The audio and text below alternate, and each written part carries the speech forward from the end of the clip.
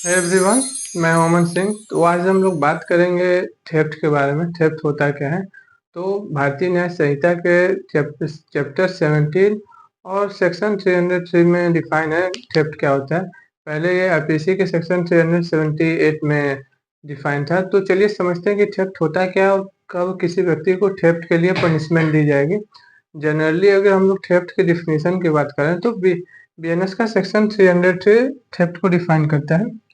तो theft means कोई व्यक्ति, जैसे यहाँ लिखा है, whoever intending to take dishonestly any movable property out of the possession of any person without that person consents moves that property in order to such taking is said to commit theft। मतलब कोई व्यक्ति dishonest intention उसका होना चाहिए और movable property होनी चाहिए। Dishonest intention के साथ मूवेबल प्रॉपर्टी को कोई व्यक्ति लेता है और जिसका प्रॉपर्टी लेता है उसकी कंसेंट नहीं है और उसके पोजेशन से उस प्रॉपर्टी को लेकर अपने साथ कहीं ले चला जाता है, तो इस कंडीशन इसको कहते हैं थेफ्ट। तो इसेंशियल एलिमेंट्स जो सेक्शन 303 के अकॉर्डिंग बात करें थेफ्ट के लिए, तो सबसे पहले होना चाहिए डिसऑनेस्ट इंटेंशन। डिसऑनेस्ट इंटेंशन रहेगा तभी उसको थेफ्ट के लिए लायबल माना जाएगा। और सेकेंड कंडीशन की बात करें तो मूवेबल प्रॉपर्टी होनी चाहिए। इमूवेबल प्रॉपर्टी का नहीं होगा। मूवेबल प्रॉपर्टी में जिसको एक स्थान से दूसरे स्थान तक ले जाया जाता है उसको मूवेबल प्रॉपर्टी कहते हैं। इसको 221 में बीएनएस के डिफाइन है। और डिसऑनेस्ट इंटेंशन का 27 क्लॉज में डिफाइन है, जो कि भारतीय न्याय संहिता का है। और मूवेबल प्रॉपर्टी के बाद जो प्रॉपर्टी उसको किसी के possession out of the possession उसके पोजेशन से ले जाना चाहिए। मीन्स हमारी प्रॉपर्टी है तो कोई व्यक्ति हमारे पोजेशन से उस प्रॉपर्टी को ले जाएगा तभी उसको थेफ्ट माना जाएगा। जब तक वो प्रॉपर्टी मेरे पास है थेफ्ट नहीं होगा। उसको कोई ले जाएगा तभी थेफ्ट के लिए, और मेरे बिना कंसेंट के, without that person consent. Means अगर प्रॉपर्टी आप ले जाते हैं तो मेरी कंसेंट नहीं होनी चाहिए। विदाउट मेरी कंसेंट के आप ले जा रहे हैं, अगर मैं कंसेंट दे देता हूँ कि इस प्रॉपर्टी को ले जाइए तो उसको थेफ्ट नहीं माना जाएगा। अगर कोई एक भी इसेंशियल एलिमेंट इसमें मिस होता है तो थेफ्ट के लिए लायबल नहीं होगा। और उसके बाद पांचवा जो इसेंशियल एलिमेंट्स का बात करें, moves that property.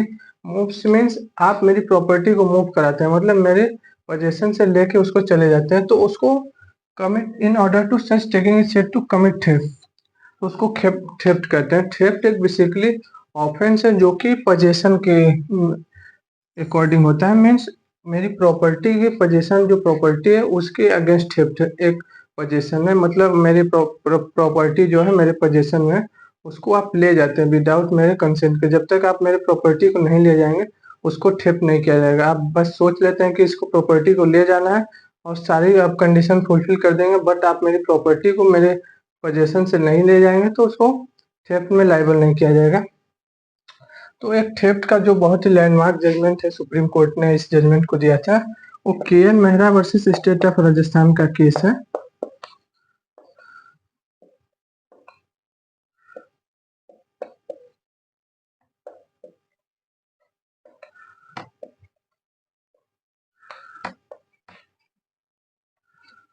KN Mehra versus state of Rajasthan, supreme court ने थेफ्ट के बारे में डिफाइन किया था एकदम ब्रीफ में, और इसेंशियल एलिमेंट्स भी बताए थे कि थेफ्ट के इसेंशियल एलिमेंट्स क्या है।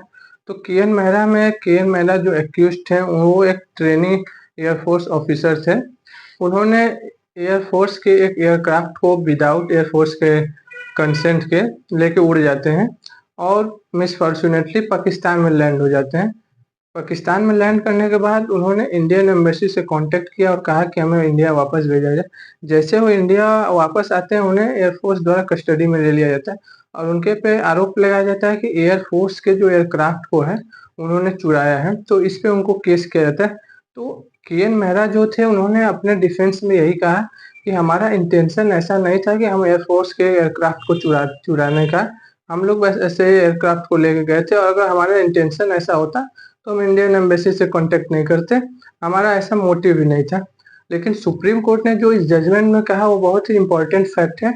उसने कहा कि आपका चोरी करने के बाद आपका मोटिव क्या था ये रिलेवेंट नहीं है केस में। आप जिस टाइम प्रॉपर्टी को अपने पोजेशन में ले रहे थे without consent of that person, उस टाइम आपका इंटेंशन देखा जाएगा कि यदि आपका उस टाइम इंटेंशन डिसऑनेस्ट है तो आपको थेफ्ट के लिए लायबल किया जाएगा। तो सुप्रीम कोर्ट ने इस जजमेंट में कहा था कि डिसऑनेस्ट इंटेंशन